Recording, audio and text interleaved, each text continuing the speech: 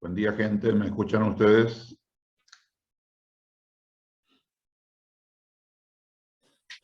Buen día, doctor. Sí se te escucha. Prendan sus cámaras porque así les veo. Bien. A ver, Dalva, ¿cuál es el tema que tenemos que tocar hoy? Pancreatitis aguda. Pancreatitis aguda. Ya. Emily Custodio, ¿ya estás ahí?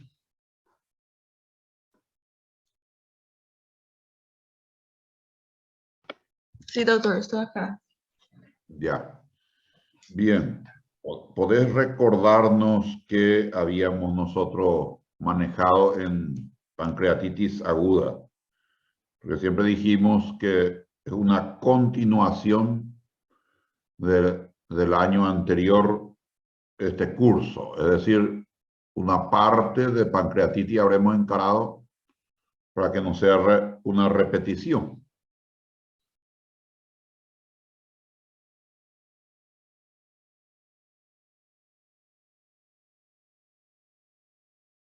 ¿Entiende? Sí, doctor, sí te entiendo. Y habríamos decidido que la pancreatitis era una inflamación del páncreas y podría ser, tenía varias patologías. Acá en Paraguay yo creo que la más prevalente era la biliar, la litiásica. Y ¿qué más? También tenía la alcohólica y también se caracterizaba por dolor en el epigastrio y era diagnosticada más se usaba más los estudios por imagen. Okay. Era más, la clínica era prevalente, pero para confirmar se usaba los diagnósticos por imagen, na ecografía.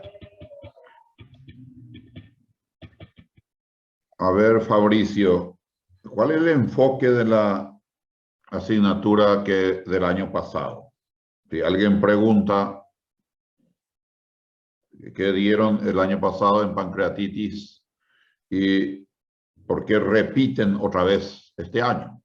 Olá, doutor. Bom dia. O Bom enfoque dia. do ano passado se foi mais a semiologia, né? E esse ano estamos mirando tratamento e diagnóstico. Ok, claro. Otro enfoque. Ese es el mismo tema, pero un enfoque que complementa. Ese quiere ser por lo menos la asignatura. Debería de ser. Sí. Es decir, si nosotros hicimos el año pasado un enfoque sobre la clínica, con los signos y síntomas para diagnosticar, este año debemos de continuar, entonces, con qué estudio amerita en un caso de pancreatitis aguda para diagnosticar desde una base laboratorial, desde una base imagenológica. Claro. Bien, y naturalmente el tratamiento. Bien. Dicho esto, entonces, vamos a conversar 30 segundos sobre el examen que tenemos la próxima semana, porque no es la próxima, me dijeron que no pueden, entonces vamos a rendir en la próxima otra vez. Y entonces, me gustaría que para el examen que es individual, lleven una historia clínica hecha. Es decir, nosotros tenemos siempre hay que ser sincero en medicina, tenemos un pequeño déficit, ya tenemos aprobado semiología, pero ese contacto con el paciente, por la circunstancia epidemiológica, no habíamos tenido, y entonces por eso que yo insisto mucho en esta primera parte, con eso, con la historia clínica, que es el que nos va a traer a esta etapa de estudio, diagnóstico y tratamiento que nos dice Fabricio. Entonces, me gustaría que cada uno prepare una historia clínica para el día del examen. El día del examen. Es decir, Alexis Torres me entrega una historia y me explica de qué caso se trata. ¿De acuerdo, página? Sin tensión, van a sacar, puede ir sacando de los pacientes por donde están. Militar, creo que hay otros que van también a otro hospital, no importa de dónde sea. Un caso clínico. Un caso Doutor, clínico. Diga. eu tenho só uma dúvida. E quando vamos a buscar este paciente, por exemplo, se eu quero buscar por esta semana já para ir estudando melhor, e se pode, porque eu penso se no dia do exame, esse paciente já teve alta, já se foi para sua casa. Há algum problema? No, no hay ningún problema. La idea, el concepto que manejo es un poco para suplir lo que el año pasado no pudimos hacer, ¿me entiendes? O sea, hago un pequeño remiendo en la formación de ustedes para que tengan. Entonces, vos podés tomar hoy la historia en el hospital militar o donde encuentres, y eso ya lo guardás para el día del examen. Vamos a decir, ya tenés preparado. Lo que necesito es una buena redacción de historia clínica. Eso es lo que voy a evaluar. A ver si toman en cuenta el motivo de consulta para desarrollar el motivo de consulta, qué le tomaron físicamente, qué datos recogieron. Eso es lo que voy a evaluar, vamos a decir. Entonces, ustedes me entregan y me hacen un resumen. Cuando yo tomo una historia, y van a dar cuenta de eso mi grupo, por ejemplo, cuando yo tomo una historia, yo tengo de memoria ese caso. ¿Me entiendes? O sea, vos me podés preguntar 8 días después por ese caso que vimos, y yo estoy en condiciones de repetirte de memoria. ¿Sí? No hace falta que empiece a leer, vamos a decir, porque le conozco. Es decir, los casos que vemos nosotros en el cuarto y en el quinto, siempre conocemos bien el paciente, porque tuviste que haber interrogado, tuviste que haber examinado, conversado con el paciente, y se queda de memoria, no para leer. Ese es un cumplido muy de kindergarten, vamos a decir, ir a leer y a veces se confunde con su propia letra otra vez, como que deletrea, tartamudea allí, ¿verdad? No, ustedes ya son promocionados en esa asignatura, de modo que están deberían de estar súper bien. Tenemos una pequeña debilidad de que nosotros no hicimos el contacto físico con lo que nos desarrollamos, por ejemplo, los sentidos del tacto, auditivo, porque no podíamos, ¿verdad? El año pasado. Entonces, eso es lo que estoy queriendo compensar. ¿Qué tiene que ver con nuestra asignatura? Y por supuesto que tiene demasiado que ver con esta asignatura y con todas las asignaturas, porque ese va a ser nuestra letanía en nuestra profesión. Todas las veces que van a tratar ustedes un paciente, no pueden pasar directamente a pedirle estudios, sino que tienen que interrogar en qué situación que está este paciente, qué diagnóstico probable para que yo pueda plantear los estudios. Esa es una rutina médica, vamos a decir. Bueno. Doutor, buenos Diga. dias. E outra Diga. consulta, porque, por exemplo, meu grupo está em hospital obreiro. Sí. E não há muitos pacientes para quedar um paciente por cada aluno. Se pode, por exemplo, 2 alunos coletar o dado de um paciente, alguma coisa assim, ou tem que ser um paciente por aluno? No, puede, pero traten de tomar en tiempo diferente.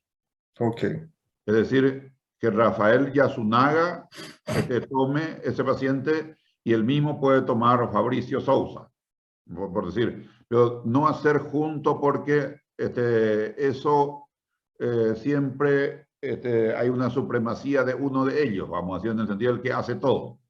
Y lo que buscamos es que cada uno individualmente desarrolle eso, que es lo que buscamos, y esa destreza, esa habilidad para poder tomar historia. ¿Entiendes? Eso es lo que buscamos conseguir con esto, ¿verdad? Porque no podíamos nosotros estudiar ni tratarlo si es que no estamos en la primera parte regularmente o bien en la primera parte, ¿verdad? Y eso cuesta un poquito. Yo me doy cuenta con el grupo quinto que tengo, el grupo Dalva Flor, y las veces que se va a Víctor, porque es lo mismo que Oscar. Oscar, que no puede cumplir mucho. Entonces lo que buscamos es hablar con el paciente, interrogarle, determinar nuestro motivo de consulta, desarrollar nuestro motivo de consulta, vemos le examinamos físicamente y después ya salimos afuera, vamos a decir, a discutir lo que corresponde a nuestra asignatura. ¿Qué le vas a pedir? En fin, ¿qué estudio vas a hacerle? Bueno, una vez completado, está el diagnóstico y lo planteamos, ¿verdad? Pero esa primera parte tiene que ser con paciente, sí o sí. La primera parte. Ok, gracias. Bueno, bien, dicho esto, entonces vamos a lo que nos dijo Dalva que toca para hoy. Entonces, dentro de nuestro programa, no falten tanto, gente. En la reunión clínica regularmente hay algunos que faltan. No sé si no me quieren ver, pongan lente oscuro nomás, pero no falten. Esa es una actividad muy importante preparada que ustedes tienen el privilegio de una universidad privada que tienen reunión clínica en su hospital escuela. Eso no, muy pocas carreras deben estar haciendo. Esa es la manera de aprender medicina. Y entonces, ustedes no se van. Eso no está bien. No falten. Está bien si hay un problema de salud, pero les vuelvo a reiterar esto. Esto ya no se da en la universidad. En la escuela nomás lo que uno amenaza, si no venís, te voy a hacer tal cosa. No, somos casi colegas y deberíamos de atender esos detalles de la disciplina. Bien. Doutor, e outra consulta. Hasta câncer de esófago, ¿verdad? El contenido de primera parcial. Creo que cáncer de esófago incluye eso. Nosotros habíamos separado, creo que son 7 u 8 unidades, vamos a decir que va a tocar para el parcial. Lo del lunes, por ejemplo, lo de hoy ya no alcanza. O sea, no, ya entra para la siguiente evaluación. Así Okay. habíamos quedado por una cuestión de proporcionalidad del desarrollo del programa, ¿verdad? No cargar todo. ¿Se entendió eso, verdad? Sí. Hola, doctor. Hola. Disculpe, pero la vez pasada en la reunión clínica usted había dicho que también entra cáncer de estómago. Entonces, ¿cómo quedamos con eso? ¿Es hasta cáncer de esófago o es hasta cáncer de estómago? Y no sé, mi querida, porque no me acuerdo de Y si son 7 contenidos, sería solo hasta cáncer de esófago. Bueno, y hasta cáncer de esófago, pues no tengo Dale, yo de doctor. memoria exactamente. Ustedes me dicen hasta acá y hasta ahí vamos a incluir, vamos a decir. Pero la idea era repartir proporcionadamente para que no cargar demasiado en una evaluación.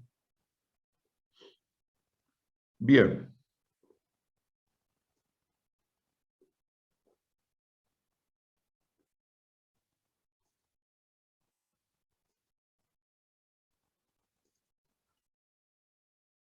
Entonces, pancreatitis aguda. ¿Se acuerdan que nosotros el año pasado habíamos proyectado estas imágenes? Este es un paciente con pancreatitis aguda y nos interesamos básicamente en aquella oportunidad en el examen físico de ver a la inspección. Era fundamentalmente. Este es un caso que habremos compartido, si no todo con el curso, pero por lo menos algunos grupos, un caso de pancreatitis aguda. Ven ustedes, es muy llamativo el abdomen del paciente distendido. Este es un paciente que ingresó al hospital con pancreatitis grave. Tiene líquido, tiene ascitis y tiene una necrosis extensa, este caso de pancreatitis aguda.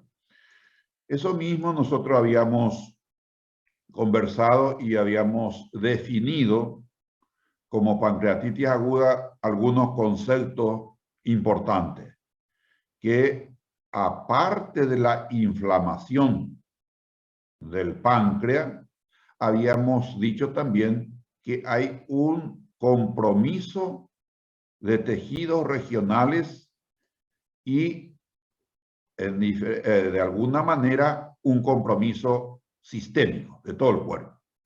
Es decir, a partir del proceso inflamatorio en el páncreas, compromete también órganos regionales y a veces se vuelve sistémico. O sea, termina siendo sistémico. Por ejemplo, en la pancreatitis aguda grave, que lo vamos a ver.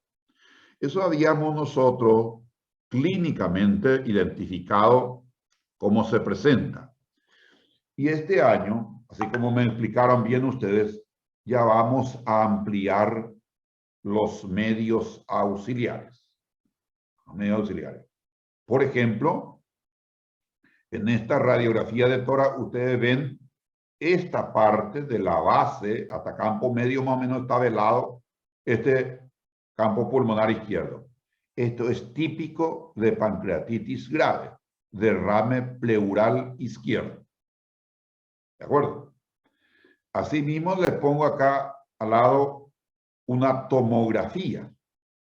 Una tomografía que acá ven ustedes donde está mi cursor, el páncreas. Así bien identificado. El páncreas. Acá está la cabeza. Acá terminaría. Este es el estómago, este que se ve con gas y contenido. Este estómago, donde está mi cursor. Entonces, lo que vamos a analizar nosotros en esta pancreatitis, ya con los medios auxiliares, qué compromiso o qué lesión ocasiona este proceso inflamatorio al páncreas y también en la vecindad, los órganos vecinos.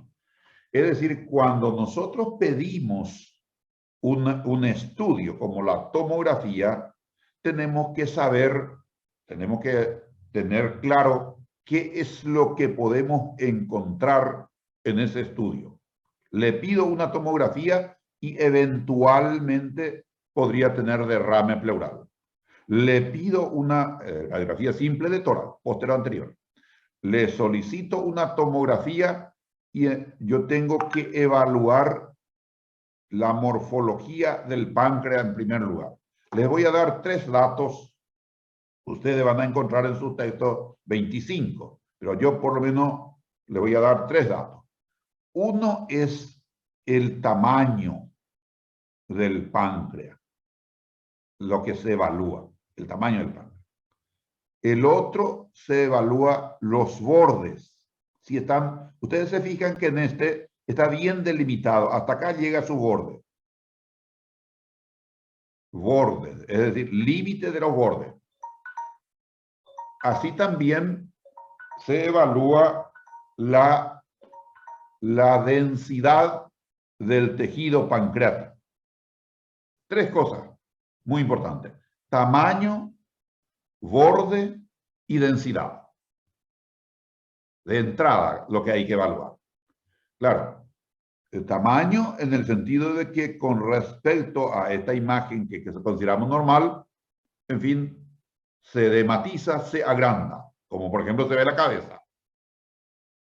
Los bordes pueden desaparecer, estos bordes definidos, estos límites definidos. Bordes imprecisos, indefinidos. La densidad puede volverse, por ejemplo, en una colección, una imagen radiolúcida. Entonces, la densidad inhomogénea, por dar, vamos a decir, una posibilidad, puede observarse en la proximidad gas, acá en retroperitoneo. Hay muchísimas cosas de lo que se puede ver, pero lo que quiero decirle a ustedes de que de esta definición del año pasado, clínica, ahora empezamos a pasar a estudios, pero nosotros tenemos que conocer qué es lo que nos puede reportar el estudio. Es decir, de ahí viene De ahí viene cuando uno hace un diagnóstico de pancreatitis aguda, en este caso, sabe qué estudio va a pedir en primer lugar, o sea, conoce los estudios que debe solicitar porque sabe de que en ese estudio puede tener datos. Quiero hacer un comprendido si se entiende lo que quiero explicar. Jorge Peralta. Sí, doctor, se entiende bastante bien. Bien, muy bien. Para no fallar y hacerle gastar a nuestro paciente. Efectivamente. Es decir, cuando yo tengo, por eso es relevante y quiero que me comprendan porque estoy trabajando exclusivamente para ustedes esta parte. Esto de hacer la historia clínica, si la historia clínica que hiciste se va luego a otro lado, vamos a decir, a lo que tiene el paciente, tus estudios también van a ir a otro lado. ¿Me entienden? O sea, si uno plantea mal de entrada, le parece que es una gastritis y es una pancreatitis, lógicamente le va a solicitar una endoscopía digestiva alta. ¿Me entiende? Porque para la gastritis demanda, en este caso, ese estudio, la endoscopía. Y si es que se orienta hacia pancreatitis, naturalmente va a solicitar alguno de estos estudios que estamos mencionando. De acuerdo a la orientación que uno tiene, solicita. ¿Ok?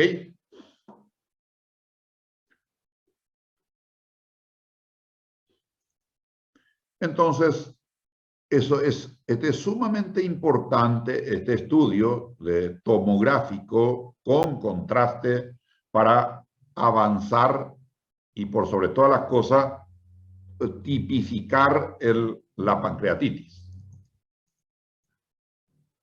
Nosotros vimos el año pasado solamente para el diagnóstico, solamente esta base clínica. Base clínica.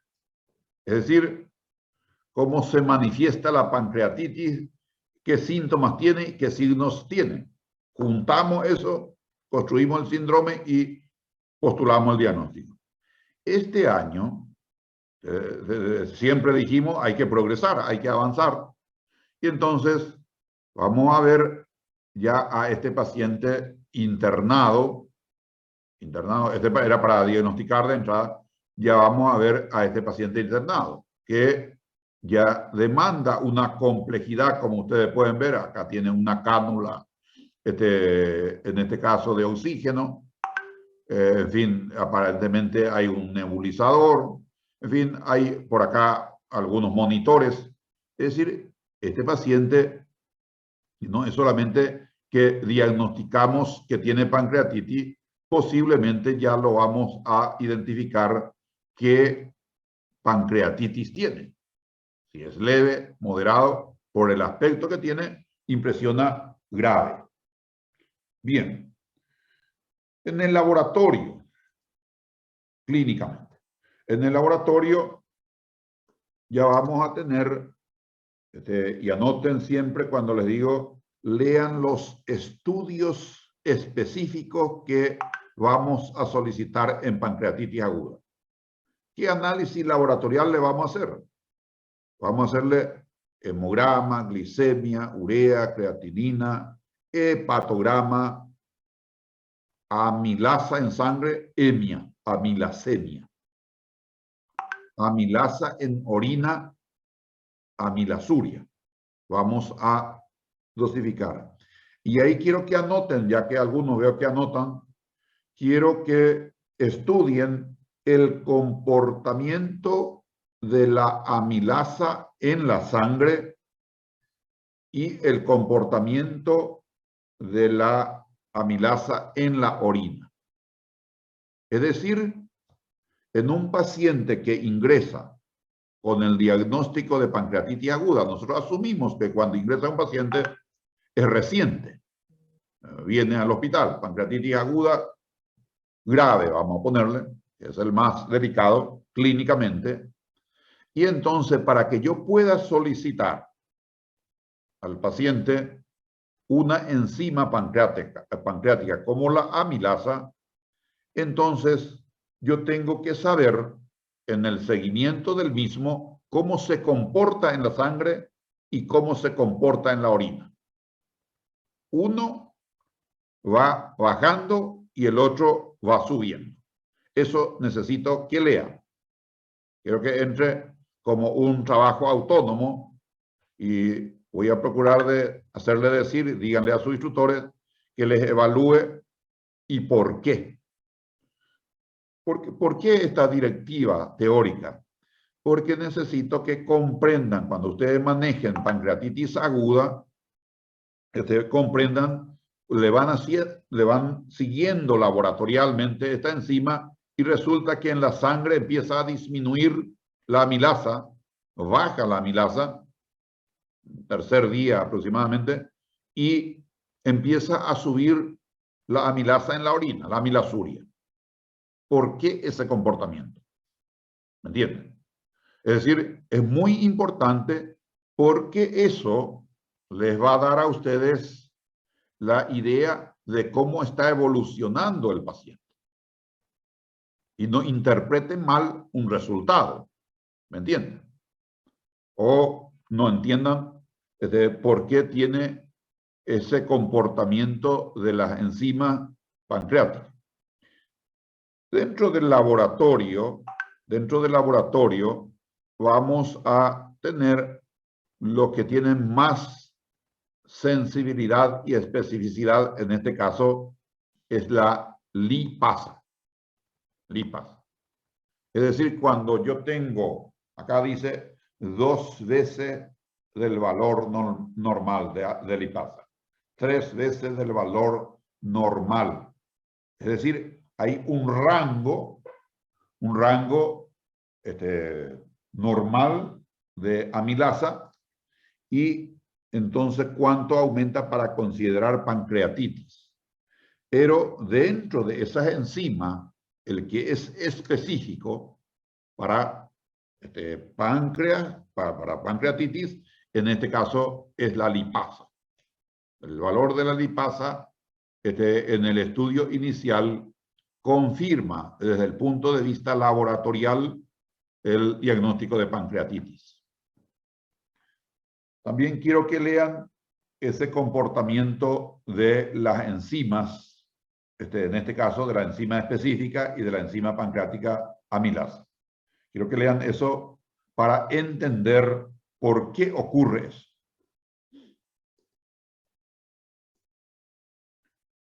Bien.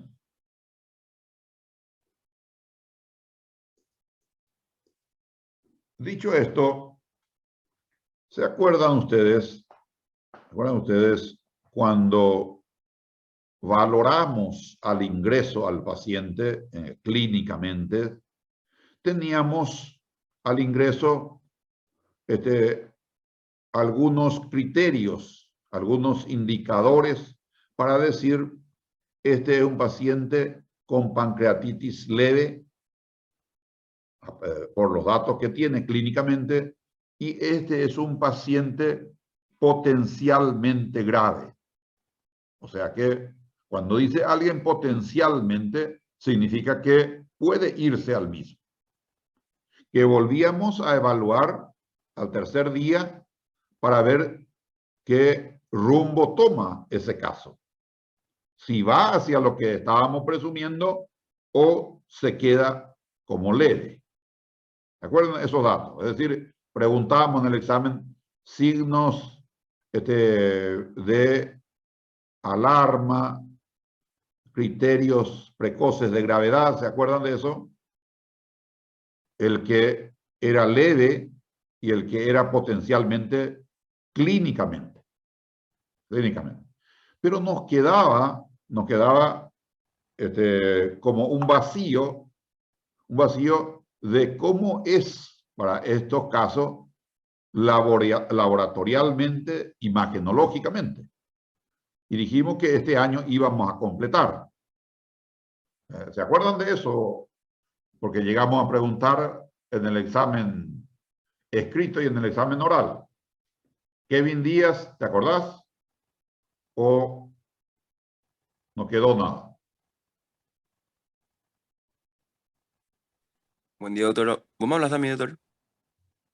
Y vos sos Kevin Díaz, ¿verdad? Porque no sé, cuando nos prende alguien su cámara, no sé si es el mismo el que está ahí. Se escuchó entrecortado nomás, doctor, por eso no entendí bien si me llamaste a mí. Sí se entendió lo que dimos el año pasado, doctor. Ya, excelente.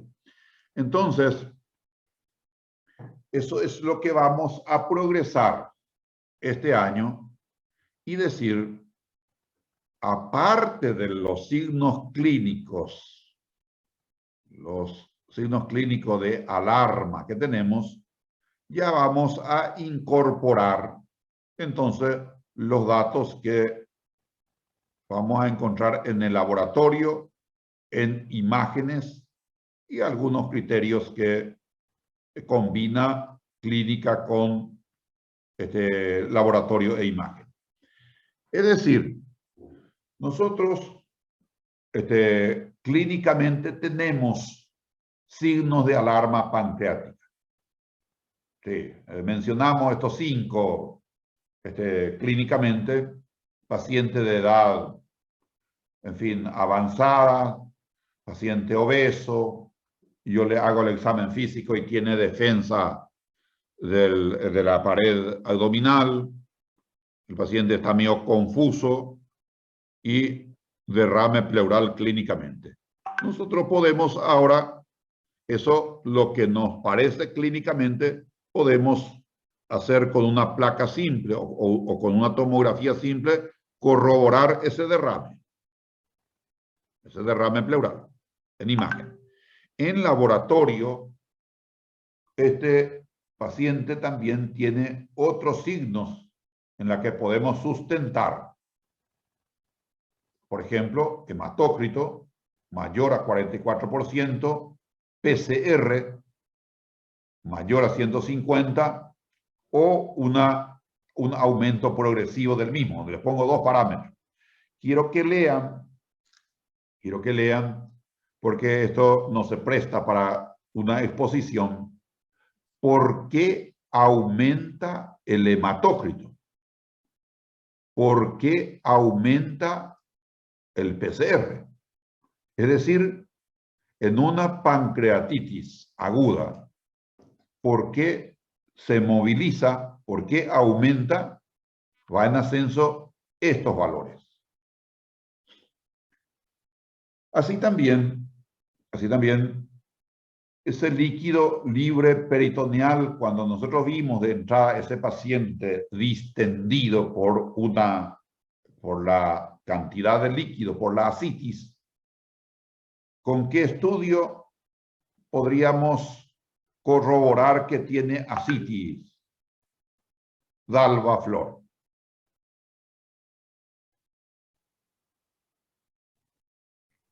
Con la punción. Pero es muy agresivo. Se me crece un poquito la panza y voy a me meterle una aguja. Tranquila, Dalva. Vamos a ver qué dice Juan Ortiz. Buen día, doctor. Y con Buen una día. ecografía abdominal, doctor. Con una ecografía puede ser. Siempre cuando van a plantear un medio diagnóstico, planteen primero una posibilidad no invasiva. ¿Se entiende lo que quiero decir? Si yo tengo la opción de Dalva, estaba medio hinchado su panza, le meto nomás ya una aguja, quédense de entrada con la opción de Juan. Voy a mirar, si tengo un recurso para mirar si hay líquido, ahí recién si corresponde, a lo mejor llego a punzar, ¿verdad? Pero siempre del no invasivo al invasivo. Todo procedimiento invasivo tiene su complicación. Vos le haces una punción simple y justo le metes un germen. Y se arma un lío. Así ocurre. Entonces, conceptualmente, siempre barajen posibilidades de estudios diagnósticos de no invasivo, primero sí se puede. En este caso, el estudio por ecografía es un estudio que, aparte de determinar líquido, nos puede reportar otros datos importantes en este caso. Y después están las escalas pronóstico. Cuando yo digo escala pronóstico, voy a preguntarle un poco a Micael Abogado. Micael Abogado Pedroso. Cuando yo hablo de escala pronóstico o hablo de score, ¿qué es lo que...? Porque van a escuchar mucho ustedes score. Score. Empieza con S, no es score, sino score. Se pronuncia la S adelante. ¿Qué se entiende, Micaela, por...? Hola, doctor. Hola, Micaela. Pronóstico para mí sería ¿cómo decirle? Se me fue la palabra. Vamos a decirle que es lo que podría pasar, o sea, lo que...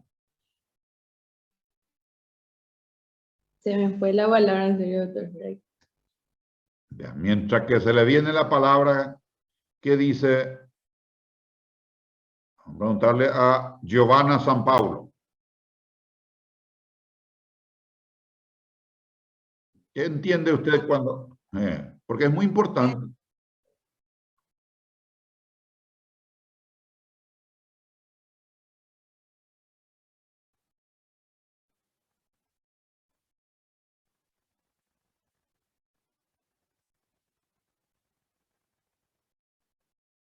Ok.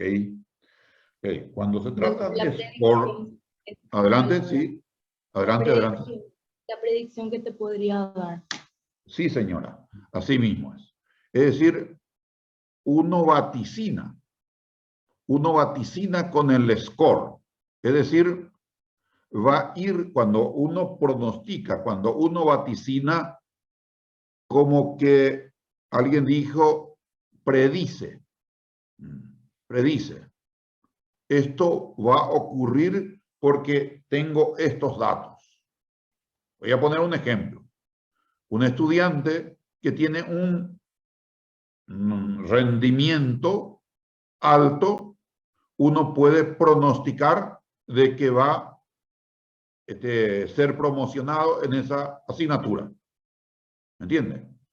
Es decir, tiene datos de rendimiento no aisladamente, uno puede decir, este estudiante casi va a ser un cumplido su evaluación final, por decir. Porque tiene este rendimiento, este comportamiento académico. Más o menos vos ya sabéis y casi nunca errás. Casi nunca errás. Ahora, 59.9, ustedes saben, lucha luego.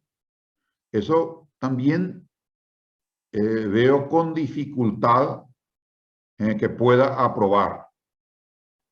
¿Me entiendes? Eso porque tiene esto, falta mucho,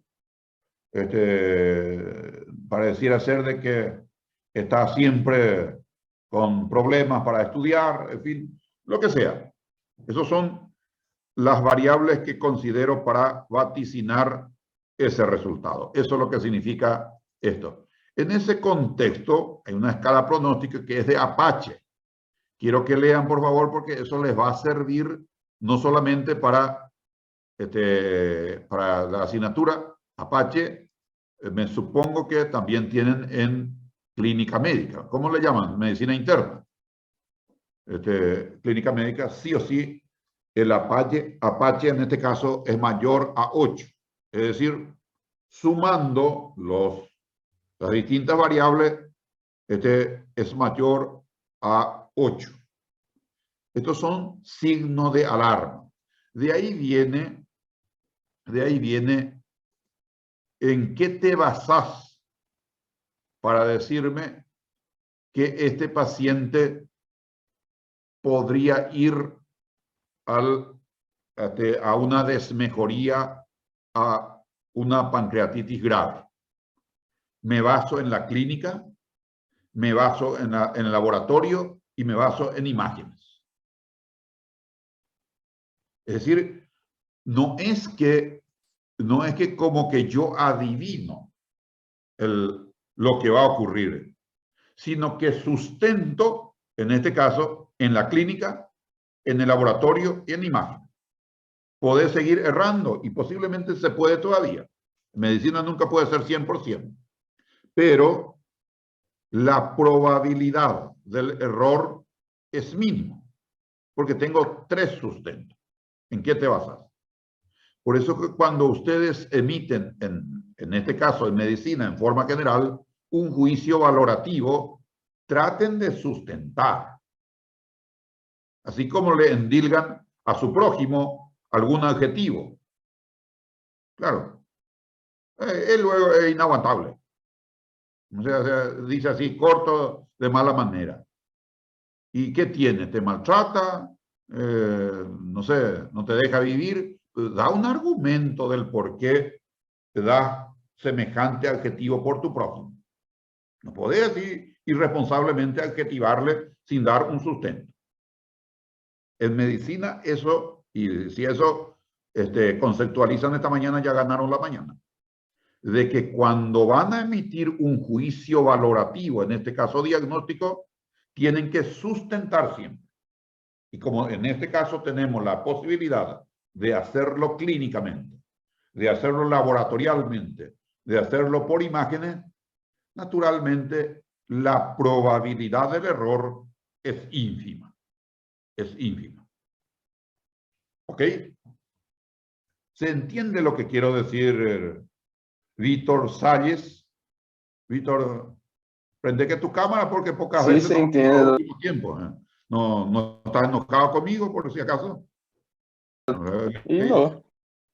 Le llamé temprano a Dalva y pregunté por vos porque no nos vemos más en el último tiempo. No sé si no tenemos algún tema personal o qué. Víctor, tranquilízame. Estaba en la reunión clínica, no puedo perdón. aparecer en la reunión. ¿Verdad? Él me habla siempre en portugués cuando me quiere decir cosas. A ver, un poco más español. No te copié. El viernes pasado.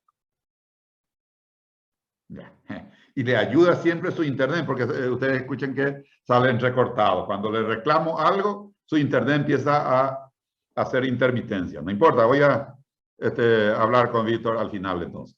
Bueno. Correcto. Eso es lo que quiero que conceptualicen, gente. Sí. Signo de alarma pancreático. ¿Por qué yo digo que este paciente tiene signos de alarma? ¿Qué signo de alarma? Y alarma clínico, alarmas laboratoriales, datos laboratoriales y datos imagenológicos. Esta clasificación de gravedad que desde el año pasado postulado por Petrov y colaboradores, creo que les recomendé también, cuando ustedes ocupan, en fin, en este caso, criterio particular, que averigüen un poco siempre la historia. ¿Quién fue Petrov? Para entender un poco. Evidentemente es un médico destacado porque empieza a dar estos criterios que asumimos nosotros. Esto desde luego resulta de una investigación. De una investigación, no, nadie saca nada de su cabeza. Investiga y da estos resultados. Que combina y clasifica en base a esa combinación de falla orgánica con complicaciones locales. Complicaciones locales se refiere al páncreas. De la pancreatitis estamos hablando de páncreas, ¿verdad? Cuando hablamos de complicación local estamos hablando de páncreas. Y falla orgánica. Cuando yo digo falla orgánica, para mayor comprensión nomás, ¿qué se entiende, Guillermo González? Prende que tu cámara.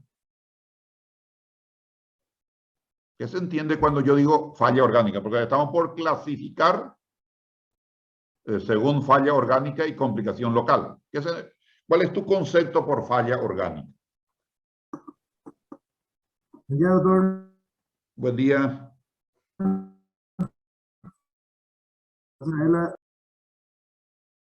No sé si ustedes se dan cuenta, ¿verdad? Que cuando pregunto la intermitencia del internet, empeora. Sí. Estabiliza que tu internet un ratito y te escuchamos, Guillermo. ¿Cuándo es cardiovascular, renal y respiratorio, doctor? ¿Cuándo compromete más órganos? Cuando compromete falla orgánica. Doctor, la falla orgánica es cuando un órgano deja de cumplir con su objetivo, por ejemplo. Como dijo la compañera, la fallo cardiovascular, cuando hay comprometimiento del corazón, algún renal, por ejemplo, cuando deja de hacer su filtración. Sí. Ok. Falla. Habrán escuchado, me suena medio conocido. Falla, falló. ¿No es, doctor, la disminución de la función de algún órgano? La función, evidentemente, en qué falla y en la función. Todos tenemos en la vida una función, ¿verdad? Y así también los órganos, sistemas, tejido, célula, tiene una función. ¿Ok? Y falla en la función. Falla en la función. Falla orgánica. Van a escuchar ustedes falla multiorgánica. Es decir, múltiples órganos, muchos órganos están con problemas en la función. Si la función del corazón es expulsar sangre y permanentemente falla, entonces en la bomba, puede ser. Falla en el ritmo. Hay un problema de impulso eléctrico y entonces falla en el latido. Es importante siempre cuando uno es estudiante, un vocabulario que escucha y no tiene claridad, tiene que buscar, porque eso amplía el conocimiento. Da gusto tratar un tema cuando vos entendés muy bien el alcance de la nomenclatura que se usa. ¿Me entiendes? Yo hablo de falla orgánica y compromiso local, problema local. Es decir, me refiero al páncreas y las consecuencias, y viene un poco de la definición. ¿Se acuerdan que decía que hay un compromiso del páncreas regionalmente y que puede volverse sistémico? Todo va en coherencia a esa definición inicial que habíamos desarrollado. Bien, no sé por qué entramos en esto. Porque Petro y colaboradores entonces clasifica la pancreatitis considerando la complicación local y la falla orgánica. Y fíjense ustedes, anoten qué significa recomendación fuerte nivel de evidencia A. Por eso quería este año, me iba a encantar trabajar con ustedes en investigación inicial, medicina basada en evidencia. Esta es una nomenclatura de medicina basada en evidencia, que tiene una recomendación fuerte nivel de evidencia A. Lo que dice acá, lo que dice Petro. Y entonces Petro lo que hace es clasificar en leve, moderada, grave y crítico la pancreatitis. ¿Ok? Leve, moderada, grave, crítico. Y entonces dice, en el leve hay una pancreatitis, pero no se observa necrosis ni falla orgánica. En la moderada ya hay necrosis pancreática y peripancreática estéril y falla orgánica transitoria. En el otro cualquier grado de necrosis pancreática, falla orgánica persistente, y en la crítica, necrosis pancreática y falla orgánica persistente. Es decir, para poder asumir esta clasificación, ¿qué necesitamos? A ver, un poco alguien del auditorio para no atacarle demasiado, porque de repente ya hostigo a alguien en particular. Entonces pregunto al auditorio, ¿cómo vamos a valorar nosotros entonces la falla orgánica? Vamos a poner un ejemplo. Cualquier grado de necrosis pancreático, y hay necrosis peripancreática, y hay una falla orgánica persistente. Es muy poético, muy agradable escuchando la pancreatitis aguda grave según Petrov. ¿Alguien se anima a explicarme el alcance de lo que significa esto? Porque eso hay que trasladar al paciente. ¿Me entiende? Y yo interpreto, y mi interpretación es de que hay una necrosis peripancreática y pancreática y falla orgánica persistente. ¿Cuándo yo digo eso? ¿Cómo puedo evidenciar? Cuando el paciente está con hipotensión. Espérenme, a veces hay explosión. No, uno a uno le quiero escuchar, sin ningún problema. Doutor, sí, adelante, quando, não sei se compreendi muito bem, pero quando se apresenta já uma sepsis, né, generalizada a partir de moderado a grave. Ya. A ver, está bien, Fabricio. Alguien que disculpe que lo impida. Que alguien iba a hablar. En cuanto a la necrosis peripancreática, podemos observar con una tomografía axial computarizada. Y en cuanto a la falla orgánica, ya sea transitoria o persistente, tendría que ser con la función de lo que es el páncreas. Porque es falla orgánica del páncreas. No, puede ser de otro. No sería... Y si es multiorgánica, entonces... Sí, esperen que uno a uno, pero me entusiasma esto que quieren hablar hoy, porque nadie me quiere hablar. Uno a uno, sí, por favor no se enojen. Jorge Peralta. Sí, el fallo orgánico no sería a nivel sistémico, doctor. Cuando ya presenta hipotensión, falla renal y falla respiratoria, acompañado con la necrosis de nuestro órgano. Pero qué suerte que hice interactivo esta parte, porque iba a ser muy lindo mi recitado, pero nadie entiende. A ver, otro que quería hablar. No, eso me ocurre a veces. Yo creo que expliqué demasiado. Era bien, lo que dijo. Que nadie entendió. Perdón.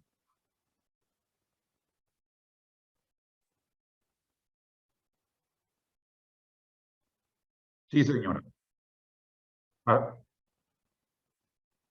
Así se analiza. Así se analiza. Así como clínicamente, así como laboratorialmente, así como imagenológicamente, tenemos indicadores que nos dicen que hay falla.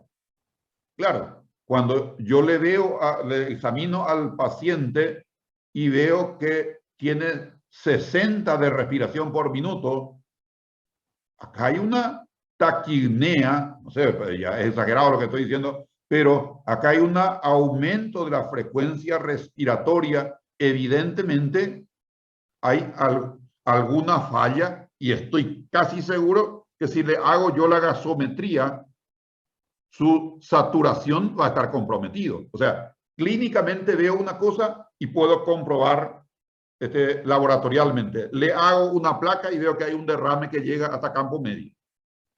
Es decir, verifico esa impresión clínica y por supuesto compruebo con estos estudios de que ese órgano respiratorio principal, pulmón, está en falla.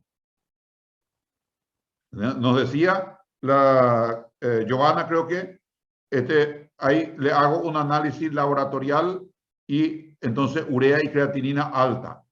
Probablemente ese paciente está en óligo o en anuria.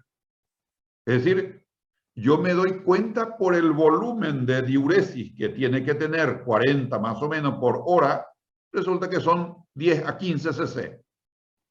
Le hago el estudio en orina, digo en sangre, y encuentro que empiezan a subir los valores de urea creatinina. Eso es falla orgánica. Y como yo puedo verificar desde el punto de vista clínico, sospechar, siempre la sospecha está clínicamente. Eso verifico laboratorialmente y hay otros que puedo hacerlo por imagen. Eso significa estos criterios. O sea, todo muy lindo, pero lo más importante es lo que acaban de decir. Para que yo pueda valorar este caso como una pancreatitis aguda leve, moderada, grave o crítica. ¿De acuerdo? Eso es lo que dice Petrov. Pero acá lo importante para nosotros que estamos empezando es interpretar en base a qué. En base a qué, vamos a decir, se emite un juicio valorativo, lo que yo siempre les reclamo a ustedes. No adjetiven a su prójimo sin sustento. Eso es pecado para los católicos. ¿Me entiendes? Nunca endile a alguien si es que no tenés un respaldo del mismo. No emita un juicio valorativo diagnóstico si no tenés sustento. ¿Qué te parece a vos? ¿Qué es pancreatitis? ¿Y por qué decís pancreatitis? Y porque es nomás luego. Ve que es muy grave luego su caso. No. Dame los datos que sustenta para vos para adjetivarle o tipificarlo, en este caso, como grave. Eso es lo importante. Si eso entienden esta mañana, fue muy útil la clase. No importa que no hayan entendido nada de pancreatitis, pero ya es demasiado útil porque así se van a manejar. Que yo aprecio mucho en una evaluación. No dijo casi nada, pero entiende. No se acuerda porque se puso nervioso de nada, pero vos ves que maneja perfectamente el concepto. ¿Ok? Bien, entonces llegamos a esta etapa de clasificarlo a la pancreatitis desde el punto de vista de Petrov y colaboradores. Entonces, 1, 2, 3, 4. Pancreatitis aguda leve, pancreatitis aguda moderada, pancreatitis aguda grave y pancreatitis aguda crítica. Esto habremos tratado el año pasado también. Ya que conversamos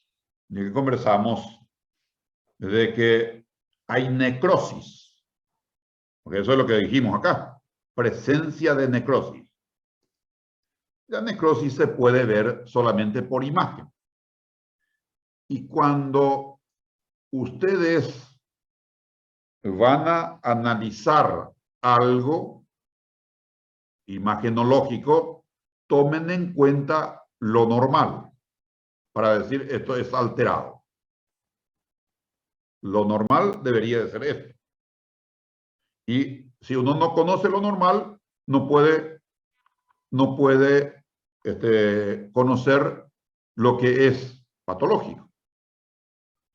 Por eso que cuando van a evaluar una tomografía, donde van a buscar encontrar la necrosis, entonces siempre miren lo normal. Lo normal es esto. Este es un páncreas, por lo menos de tamaño relativamente normal. Ah, pero se ve una imagen cálcica acá. No, no miren eso. De tamaño. Pero fíjense, los bordes no están bien delimitados. Son imprecisos. Los bordes de la glándula pancreática. Así analiza uno. Primero. Es decir, vamos a asumir que esta tomografía sea de una pancreatitis normal, en tamaño por lo menos. Y para poder evaluar una imagen, creo que eso estarán dando en radiología, fíjense el parámetro que uno tiene. Acá está la columna, o sea, el hueso, en este caso, la vértebra hacia atrás. Acá está el estómago con un nivel hidroaéreo acá importante. Entonces empezamos a chequear primero la glándula. Yo le dije a ustedes, miren siempre el tamaño, miren los bordes y miren la densidad. Es decir, cuando ustedes abren una imagen tomográfica, siempre sepan qué van a mirar. El experto sabe lo que tiene que mirar. La mirada del experto. De reojo ya lo sabe todo. Nosotros somos expertos en medicina. Y se sustenta en la ciencia. Siempre les comento el tema del quiromántico. En Brasil se llama macumbero, había sido. Ya pregunté cómo se llama. Acá nosotros le llamamos payesero. Claro. Yo no sé cómo sabe. Vos le llevas tu orín en un frasco de botellita claro y remueve el payesero eso y te dice, te empallenó tu último rival que vive ahí en la esquina. O sea, yo no sé cómo sabe. Remueve, no, les cuento a ustedes, los que no son de este país, les cuento, así funciona acá nuestro payesero, ¿verdad? No sé cómo hacen. Nosotros no tenemos esa posibilidad. Qué fácil sería que nos traiga en un frasquito una orina y le digamos, este es, según Petrov, una pancreatitis aguda crítica. Y va a ser muy fácil. No tenemos esa posibilidad. Los médicos sustentan sus criterios en la ciencia. Y entonces empieza a analizar clínicamente, empieza a analizar laboratorialmente, empieza a analizar... En mi barrio es así, yo vivo en un suburbio también, y vos no podés hablar a la media mañana en mi casa porque chipa caliente, te dicen, no, bola, ese hace una semana que no vende y te quiere vender, sí. Entonces, eso ocurre. Bien, ahorita ustedes me permiten también para salir a decir macana. No me haga más esto, porque digo mucho macana porque ustedes me hacen decir también. Bueno, dicho esto, entonces vamos a mirar un poco una clasificación desde el punto de vista tomográfico, que es la clasificación de Baltasar. ¿Ok? ¿Se entiende cuando digo esto? Una clasificación de pancreatitis desde el punto de vista tomográfico. Ese es el índice de Baltasar. Yo le hago una tomografía y según esta tomografía corresponde a Baltasar A, Baltasar B, Baltasar C, D, E. Y cada uno de esas, en este caso del abecedario, implica un estadio de pancreatitis. ¿Qué es lo que significa el E? Eso es lo que quiero compartir con ustedes. Entonces, decimos, ¿cómo clasifica esto? Baltasar, el índice de Baltasar, el A es pancreatitis normal. O sea, no es pancreatitis normal, páncreas normal. El B, hay un aumento de tamaño pancreático focal, o sea, por ejemplo, en la cabeza nomás, o difuso. El C, ya hay inflamación peripancreática. El D, colección única mal definido. El E, 2 o más colecciones, puede haber presencia de gas. Esta es la clasificación desde el punto de vista directamente de A. Esto se puede combinar con otro, pero no miren todavía esto. Esto es lo que quiero que ustedes entiendan. Yo despliego, en este caso, una tomografía y miro y digo, Este, por ejemplo, le voy a poner el último, el E. Esta imagen radiolúcida en un terreno donde ya no se entiende dónde está el páncreas, porque parece que está todo necrosado, se ve una colección grande. Y yo digo, de acuerdo a esta tomografía, podría corresponder a la clasificación de Baltasar a la clasificación E. Necesito que me den el comprendido si se entiende lo que quiero decir. Sí, se entiende. Se entiende. Porque esto es muy importante. Nos metió una cantidad de clasificaciones. Por eso voy identificando muy claramente de que esto es una clasificación tomográfica. Doctor, ahí cuando habla de colecciones, ¿estarían siendo los quistes? No.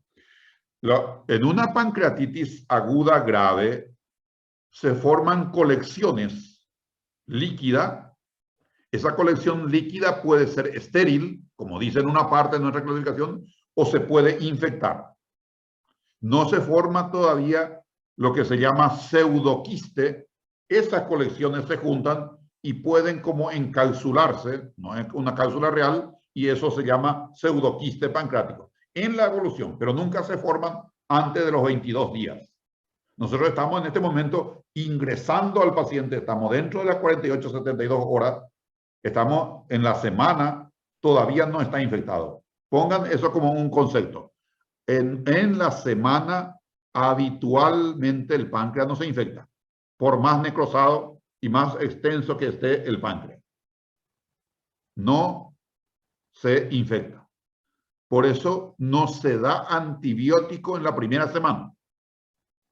Lo que ocurre es que hay un CIRS, que vamos a ver lo que es el CIRS. Me supongo que en clínica médica están desarrollando. Vamos a ver en un ratito más, no se preocupen. Entonces, lo que quería compartir con ustedes, no vamos a ver el A, B, C, D, E. Si es que nosotros tuviéramos posibilidad de ir viendo uno a uno, sería lo ideal. Es decir, ¿cuál es el A? Normal. No, vamos a ver como el que vimos de entrada, un páncreas normal, no hay nada particular. Pero desde el B empieza a aparecer datos. Entonces uno tiene que conocer el normal para poder percatarse de la presencia de lo anormal, lo que les decía a ustedes. ¿Ok?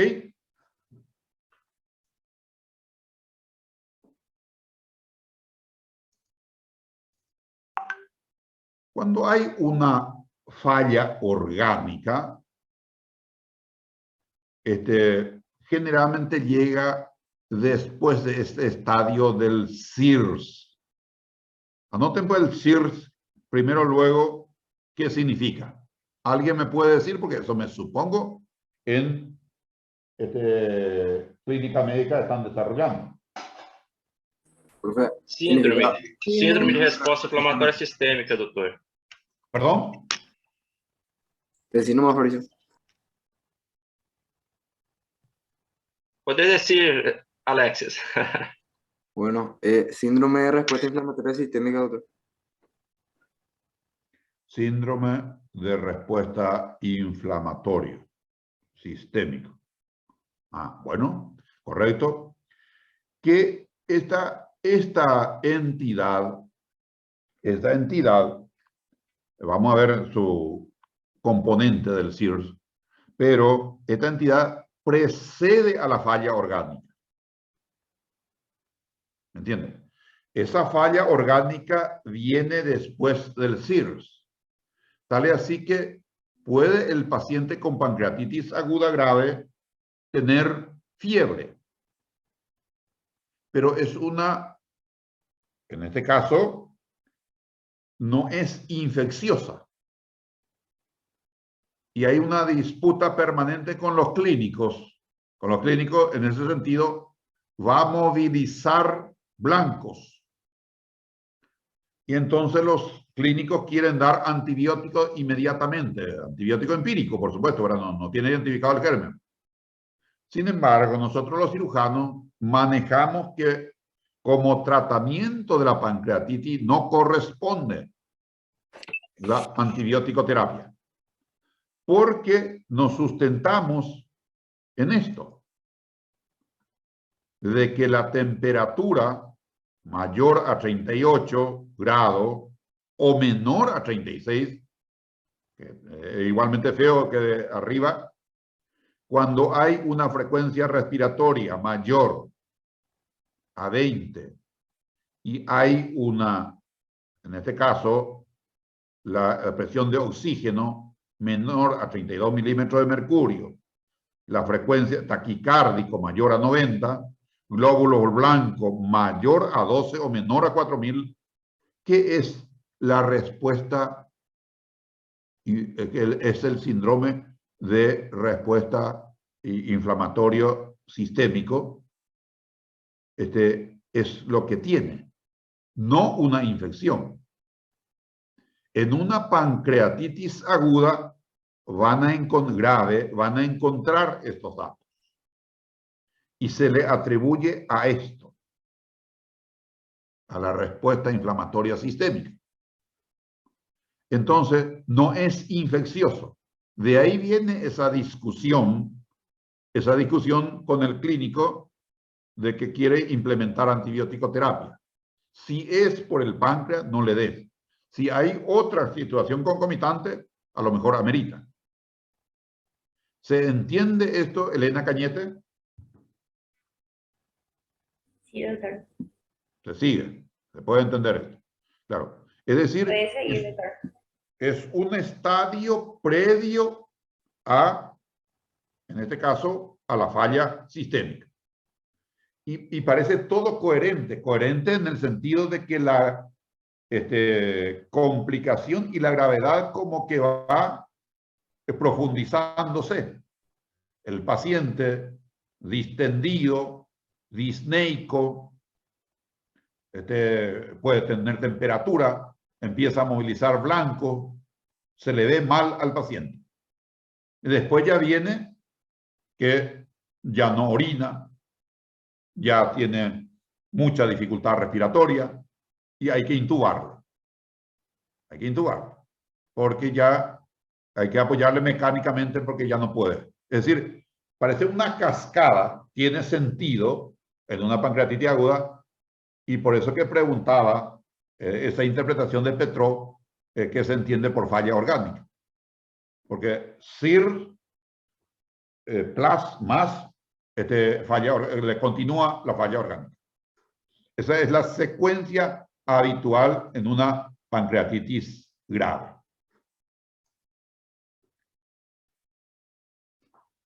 Acá les doy algunos tics solamente, pero quiero que estudien todos ustedes.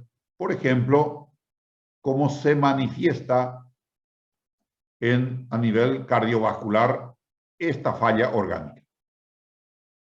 CIRS precede a la falla orgánica. Acá escribí también. Y la falla orgánica, esto es hipotensión. Hipotensión. Pero esa hipotensión se puede también revelar laboratorialmente. Se puede revelar laboratorialmente la falla orgánica. Se puede revelar laboratorialmente la falla renal. Es decir, ¿qué es lo que agregamos posiblemente a lo que veníamos conversando rutinariamente hasta ahora? De que cuando hay clínicamente una falla orgánica, se puede encontrar datos en el laboratorio, se puede encontrar datos en imágenes. Es decir, lo que tenemos que saber, ¿qué se encuentra en una falla renal? ¿Qué se encuentra en una falla respiratoria? ¿Me entienden? Es decir, había sido que todo se revela, por eso decimos nosotros, cuando hacemos un diagnóstico, se sustenta en la clínica, se sustenta en el laboratorio y se sustenta en imágenes, por ejemplo, o otro estudio. ¿Se comprende esto, Juan Manuel Ortiz? Lo que quiero decir esta parte. Sí, doctor, súper bien se entiende. Ya, perfecto. Porque esto es clave. De ahí viene el criterioso. Van a escuchar ustedes gente que dicen, es muy criterioso. ¿Qué significa eso? Que sustenta en varios indicadores su juicio valorativo. Claro, yo digo que es una pancreatitis aguda crítica, porque hay necrosis pancreático y peripancreático y tiene una falla orgánica persistente. Lo importante es lo que nos va a mostrar, tanto de la necrosis y tanto de la falla orgánica, que tiene de datos para decir falla orgánica persistente. ¿Qué, por ejemplo, te parece, María José Carballo? Tu cámara también hoy está medio descompuesto, María José. Entonces, ¿qué, por ejemplo, puede ser un ejemplo de falla orgánica persistente? Y podría ser, doctor, la presencia de oliguria, por ejemplo, que Sí, dura ya más tiempo del esperado. ya pasamos. Cuando un estudiante entiende, por eso pues tengo mis fans. Algunos dicen por mí. No, yo ya no le quiero escuchar a María José porque ya entiendo que entiende. Claro, lo que ella nos explica es de que, por ejemplo, está en oliguria u oligoanuria en el segundo día y al tercer día continúa en anuria. Falla orgánica renal persistente.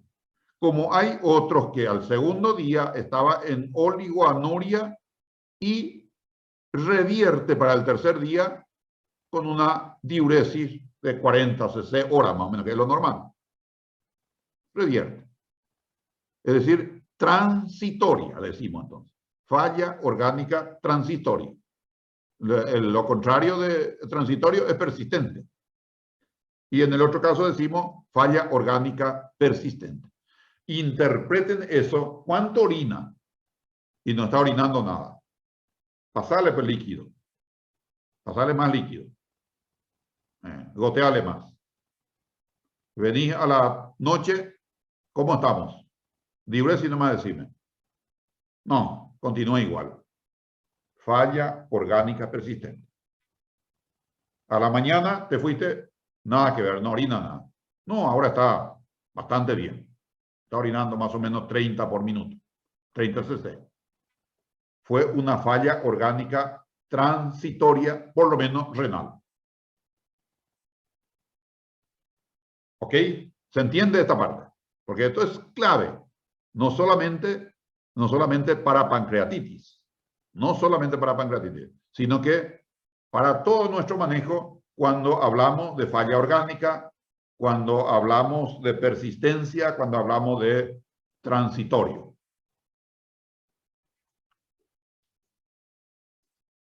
Bien, dicho esto, entonces, quiero recordarle también una clasificación de Atlanta. Era la ley, era lo que mandaba hace un tiempo. Fíjense en el 93, que clasificaba en leve y grave. Y ahí están los criterios para decir qué es leve y qué es grave. Eso se modificó, se hizo una revisión del mismo y fíjense ustedes, algunos cambios tuvieron. O sea, Atlanta se modificó y fue publicado en el American Journal Gastroenterology. Fíjense allí, eso fue publicado. Esta era la ley, esta era la, vamos a decir, como el estatuto, como dicen ustedes. Es el estatuto, no sé, el que rige.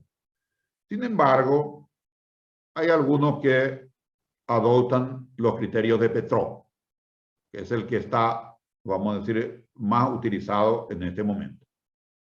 Y como nosotros no descubrimos nada, entonces, lógicamente tenemos que seguir alguno de ellos, para que tengan también en cuenta.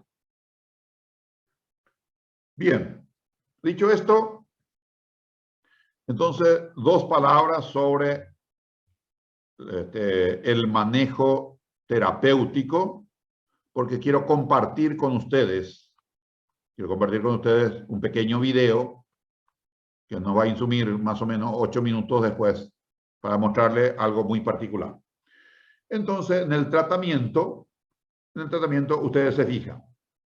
Más o menos estos son los ítems que se toman muy en cuenta para el manejo de la pancreatitis aguda grave, fundamentalmente. Y acá me detengo en esto, en ERCP, dicen lo que hablan inglés, ¿verdad? ERCP. Acá en Paraguay habitualmente utilizamos, nosotros organizamos como queremos, y CEPRE, acá está. CEPRE. Colangio, pancreatografía retrógrada endoscópica. ¿En qué caso se indica en un paciente con pancreatitis grave retrógrada endoscópica? Vamos a hacer primero un pensamiento, no importa que sea correcto o no. Dayana Guillén, ¿estás ahí?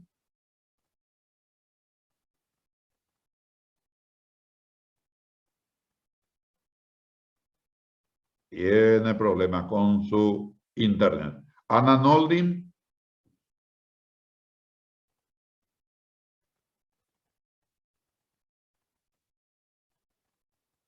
Oscar Serafini.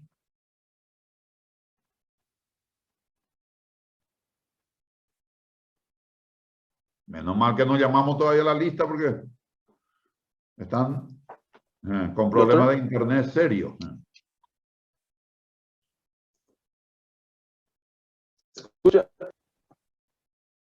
Ahí parece que hay intento de alguien. ¿Alguien quiere contestar su idea, por lo menos, cuándo se hace una colangiopancreatografía retrógrada endoscópica en una pancreatitis, en un cuadro de pancreatitis aguda? ¿Y podría ser si esa pancreatitis es debido a un cálculo, doctor? Para así sacar la etiología. Sí. Cuando es debido de origen biliar y se indica cuando hay unos signos de colangitis. La pancreatitis aguda es grave con ictericia obstructiva. Es una indicación cuando es mayor a 5 y cuando hay evidencia de colangitis. Pancreatitis aguda grave más colangitis. Esa colangitis tiene un apuro, si es de causa biliar, por una obstrucción de cálculo, hay que desobstruir dentro de las 24 horas. Dentro de las 24 horas. Entonces, ¿cuándo se realiza de urgencia una colangiopancreatografía retrógrada endoscópica? Se hace cuando hay signo de colangitis aguda. Si quieren ponerle quién lo dijo, quién estudió eso, está un gastroenterólogo muy famoso en el mundo de apellido español, de apellido Armengol. Un estudio muy interesante del por qué se debe realizar la CEPRE dentro de las 24 horas de ingreso de una pancreatitis aguda. Ya de por sí es dramático el caso y uno tiene que someter a un procedimiento. Tiene que tener un sustento muy importante. ¿Cuál es el sustento? Por ejemplo, lo que no se discute es una colangitis. Pancreatitis aguda más colangitis aguda. Entonces hay que desobstruir. Bien, esta situación que compartimos esta mañana y cuando nos referimos a la grave, que es el que tiene, vamos a decir, alta mortalidad, pacientes que se quedan 6 meses, pacientes que se quedan 1 año en el hospital en recuperación post-pancreatitis aguda grave, y cuando tiene indicación quirúrgica muy específica. Cuando se opera una pancreatitis y si vas a actuar sobre el páncreas y de origen biliar, no corresponde en la primera semana nunca.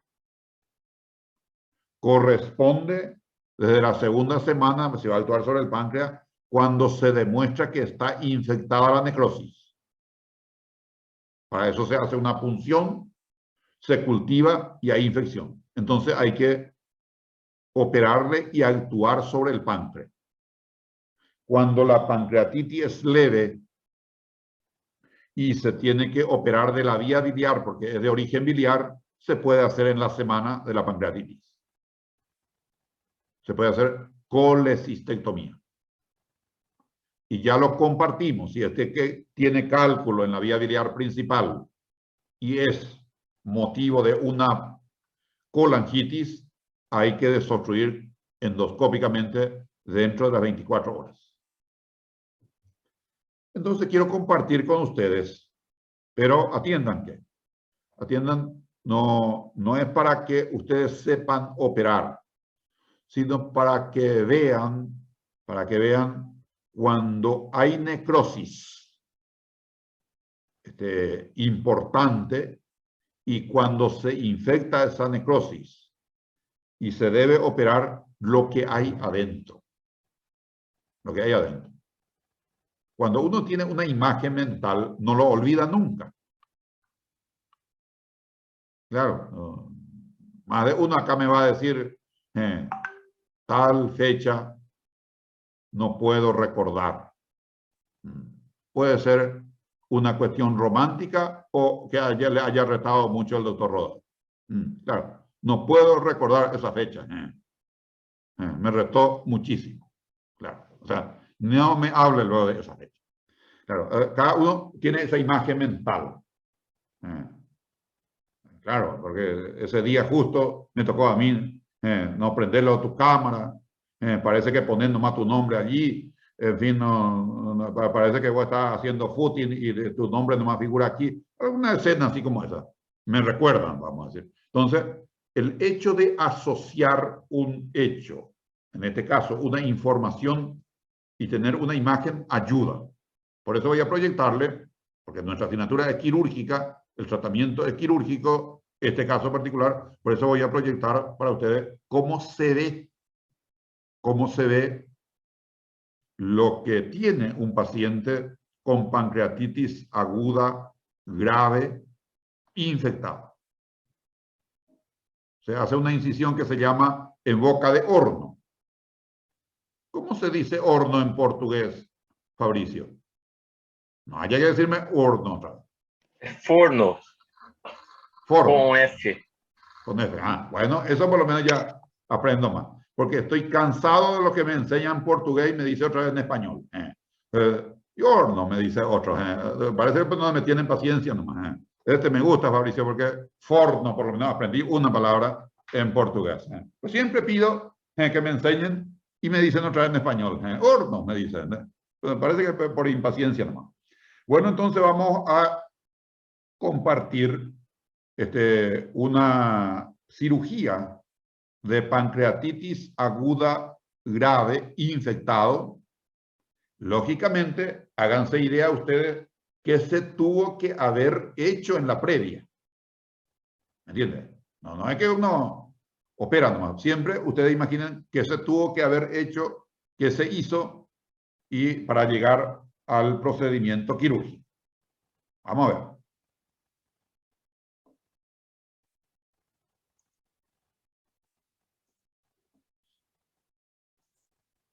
Guárdame que un ratito porque la tecnología no es fácil.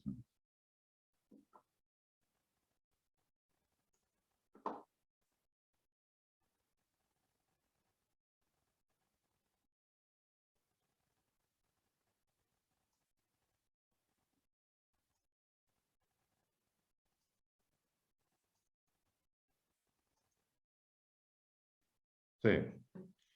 Ahí tienen ustedes. ¿Ven la imagen que proyecto? Sí, doctor. Sí, doctor. Ya. Una mujer de 50 años, colecistectomizada, colecistectomía laparoscópica y también como yo, así con este vicio, ¿verdad? ¿Qué ocurre con esto? Con una pancreatitis aguda en donde el territorio actualmente de la glándula pancreática no se entiende. No sabemos lo que es, porque ya no está definido el páncreas, se mezcla todo con los órganos vecinos y pareciera ser de que en esto se ve estas imágenes radiolúcidas. Estos son gases en retroperitoneo. Se llega a la conclusión, después de una punción, de que este es una pancreatitis aguda grave, necrosada, por supuesto, infectada.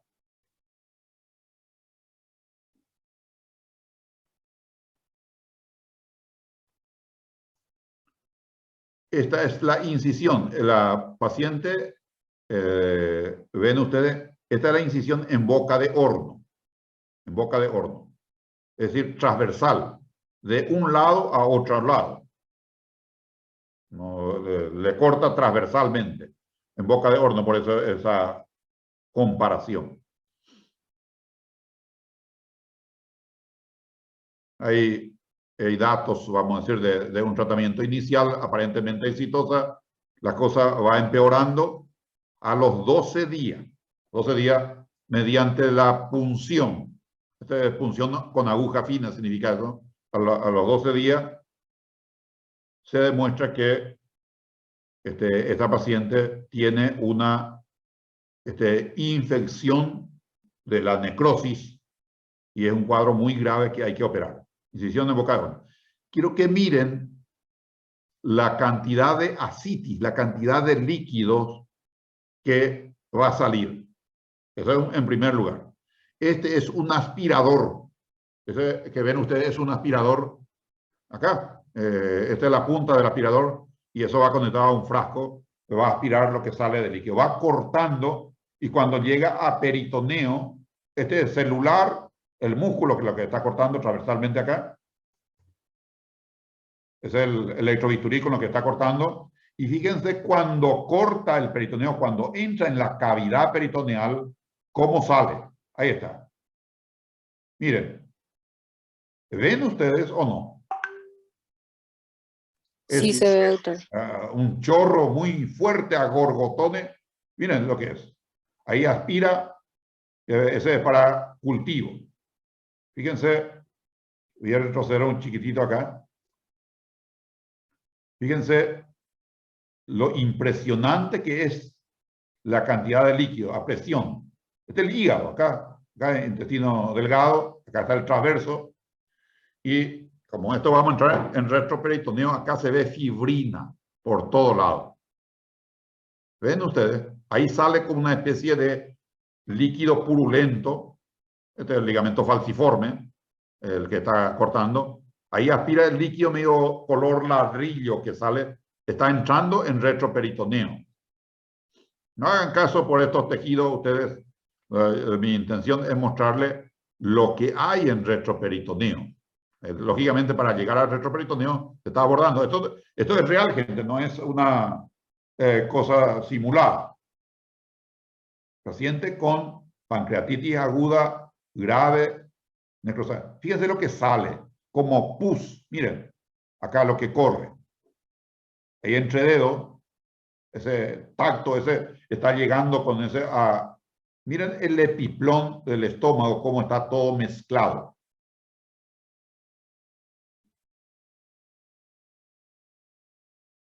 Fíjense, y empieza a aparecer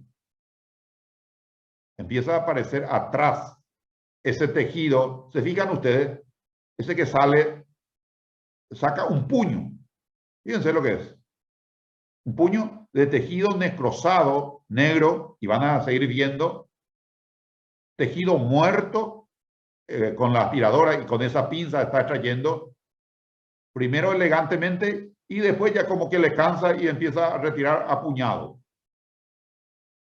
Fíjense, está lavando, estamos ya en pleno retroperitoneo, ya ni sabemos cuál es exactamente el órgano, en este caso el páncreas, porque se mezcla todo con esto.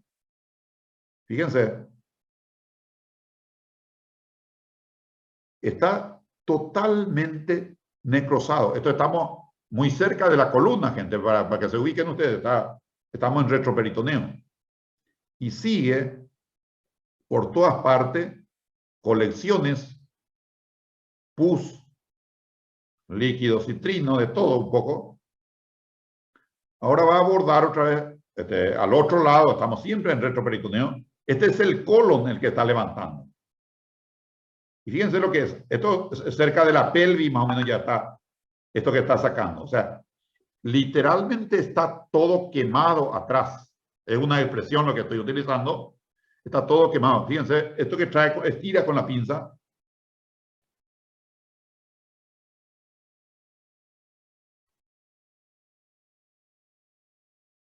Fíjense, está un poco más limpio esta parte, donde está mi cursor. Y en la otra se ve otra vez oscurísimo, donde está el dedo. Está retirando, procurando de retirar la mayor cantidad. Y esto es por esta vez. Por esta vez.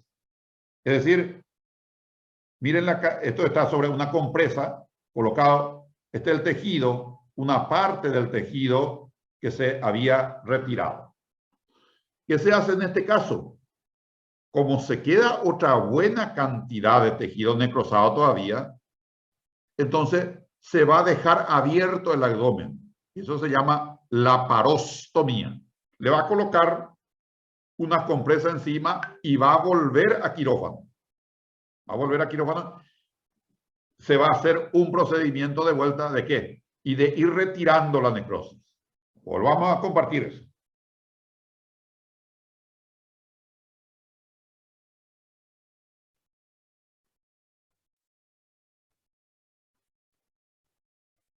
Fíjense, esto, ahí mete la compresa empapado en algún líquido antiséptico. Esta es una compresa que va a dejar en el hoyo, o que va a dejar de donde estaba retirando tejido. Fíjense, empapada en algún antiséptico. Aquí está mucho más limpio el abdomen, acá está el intestino delgado, mucho más limpio. Y ahí atrás queda un cráter, ahí donde está metiendo en este caso, su compresa. Coloca un polietileno. Fíjense cómo queda la paciente. Este de abajo es lo que cortó en boca de horno y acomoda, para respirar un poquito. Y se queda entonces con el abdomen abierto, contenido. Esa es una compresa con lo que cubre y se queda así. Se queda así. Ahí le pone una sonda para aspirar, le coloca encima porque se queda en aspiración continua. Aquí está la panza, aquí está el abdomen, perdón.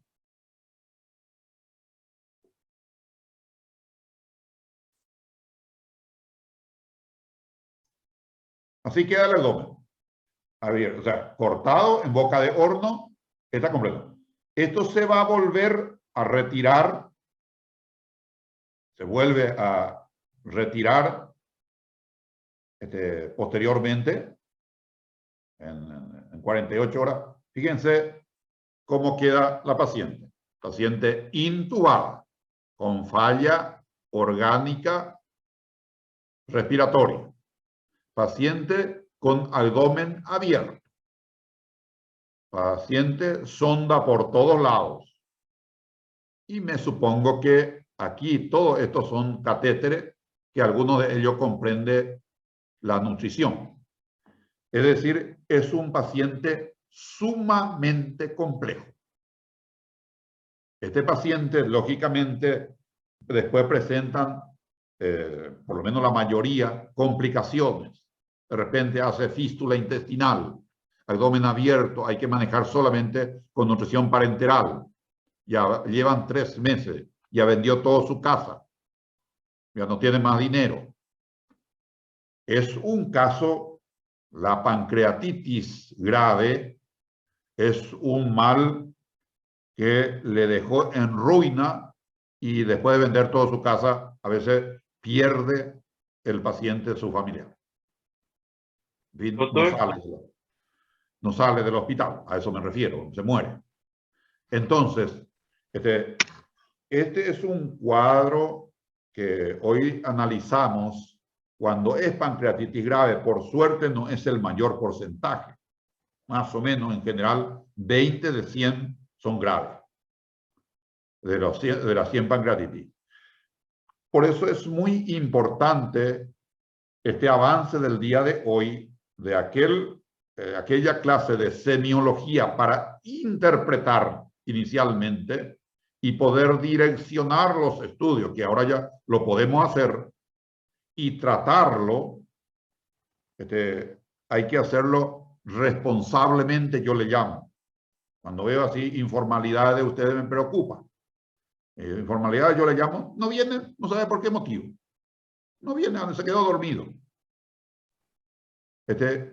Y no sé si para algo sirve la clase, pero lo que yo busco con esto es solamente hacerle entender. Cuando ustedes van y estudian, tienen que leer 50 minutos pancreatitis ahora para poder comprender. Y en la tercera discusión, en la tercera, llámese sobre paciente o en algún intercambio, entonces van a poder saber hacer, ¿qué van a saber hacer? Y manejar a este paciente. El estudiante no va a poder operar porque eso hace el especialista, pero tiene que entender muy bien por qué se opera. ¿Qué es lo que se opera? ¿Me entienden? A eso yo le llamo saber hacer. ¿Qué sabe hacer? Y manejar un caso de pancreatitis aguda grave. ¿Ok? Tenemos insumido aproximadamente 1 hora 45 minutos.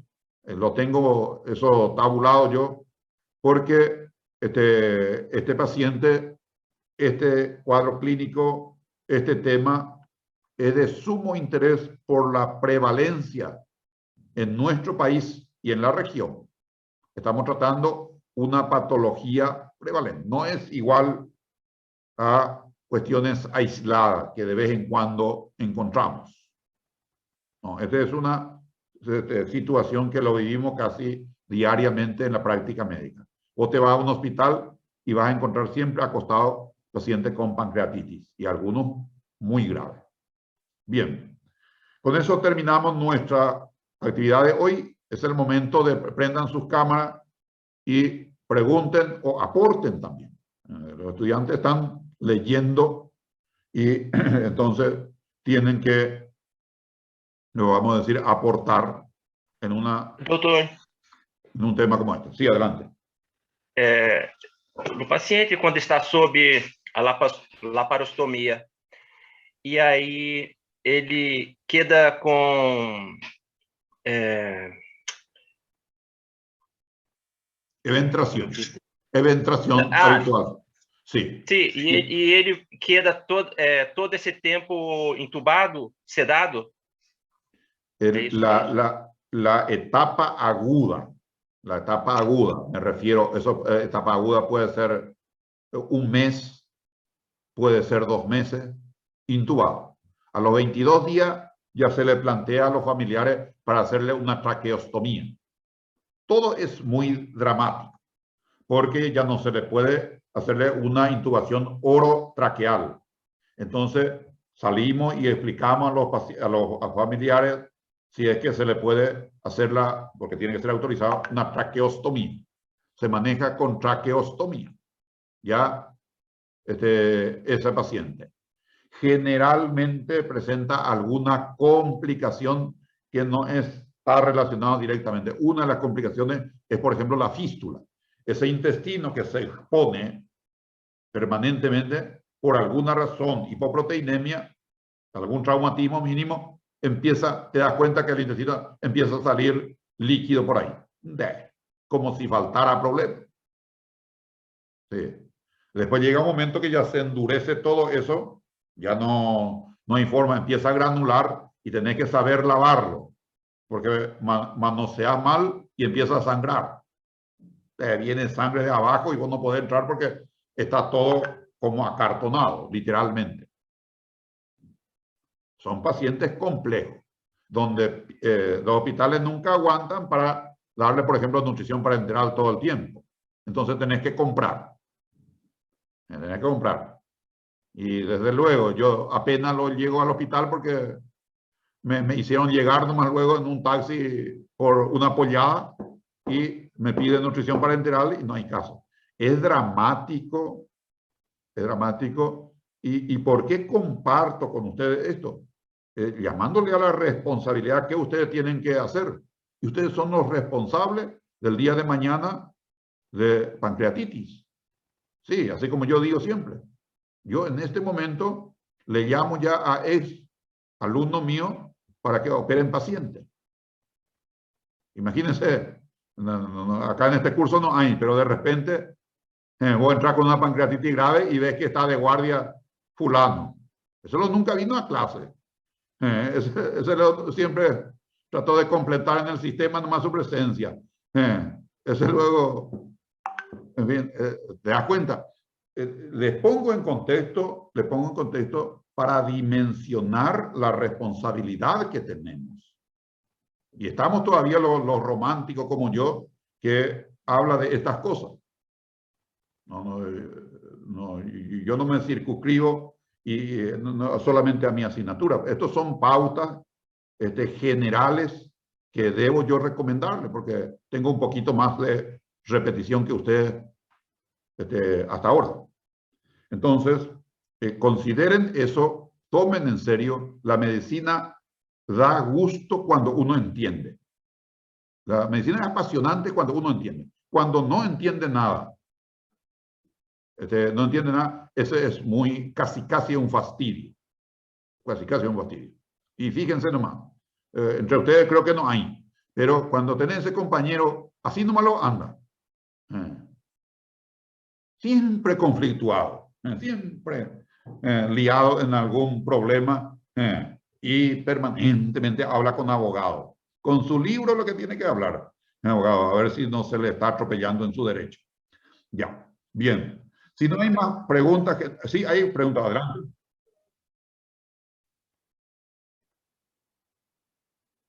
No. Allí hay una miscelánea, mi querida.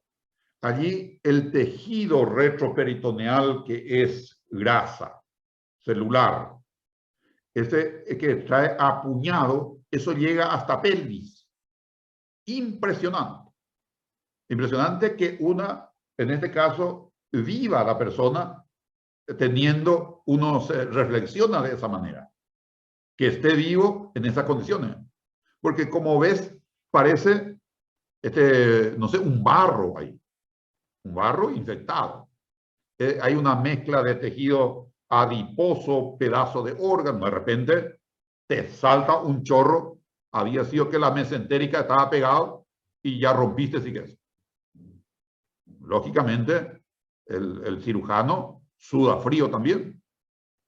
En fin, todos los esfínteres posibles tenés que contraer, ¿no? Cuando vos entendés el alcance, es una cosa. Cuando vos no entendés nada, hasta parece divertido.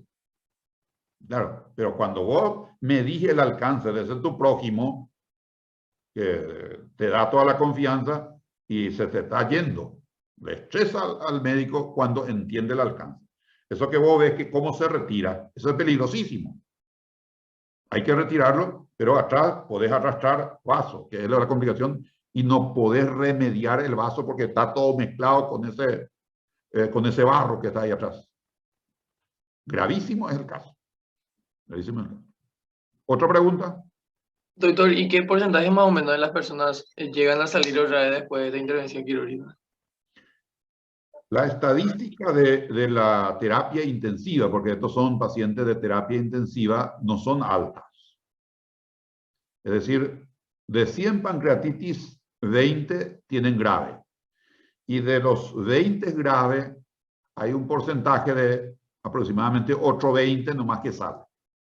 De los que entran, 80%.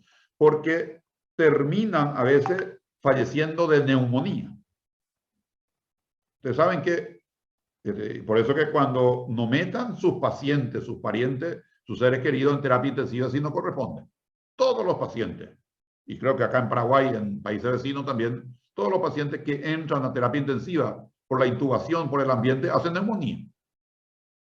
Pasa 3 días y ya empieza a florecer neumonía. Estábamos hablando de pancreatitis y resulta que ahora de satura, hay que aumentarle la presión de oxígeno porque empieza a desarrollar una neumonía bilateral que casi no hay parénquima para ventilar. ¿Me entienden? Es decir, todo es difícil, todo es complicado. Todo es complicado. Y entonces, en este caso, no es muy alto, respondiendo a tu consulta.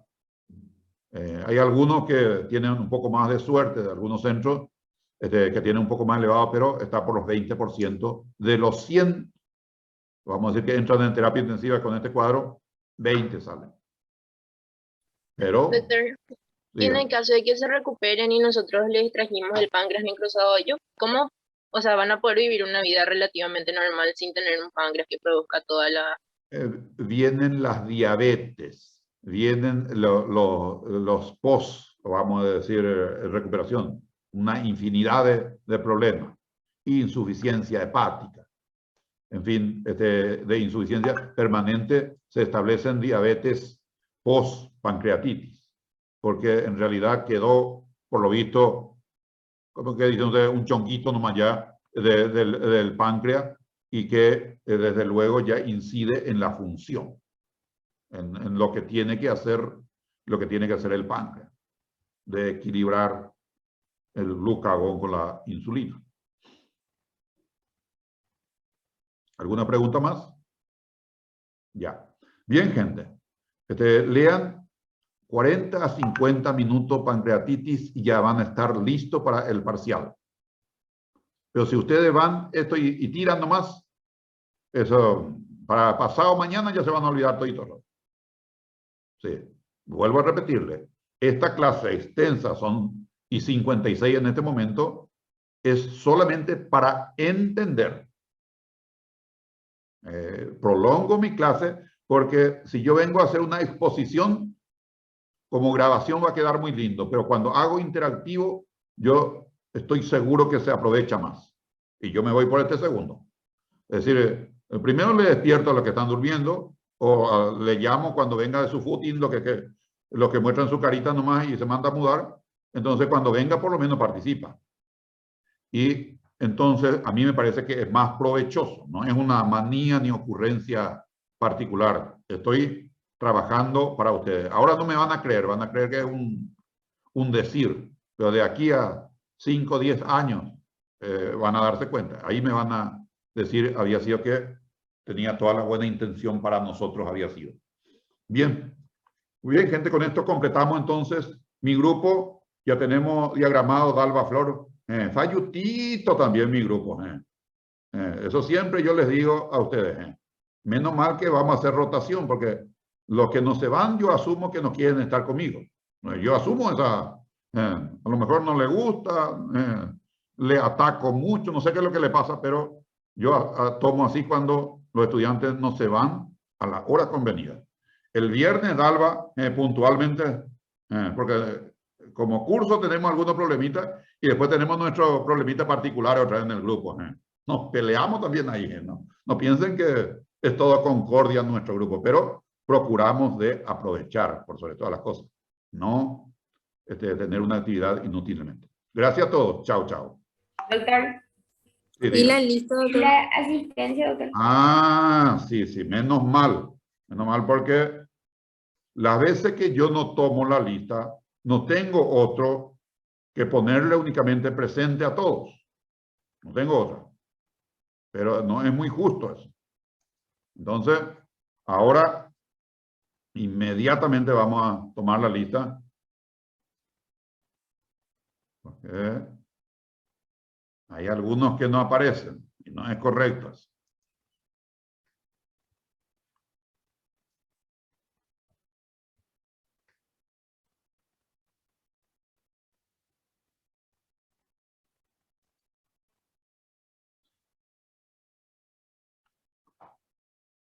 Alvarenga, María Eugenia.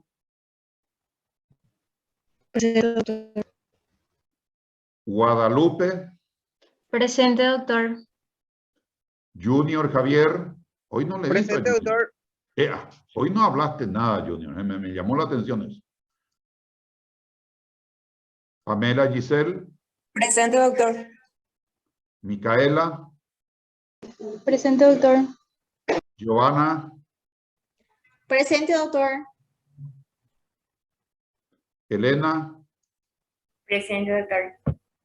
María José, Presente, doctor.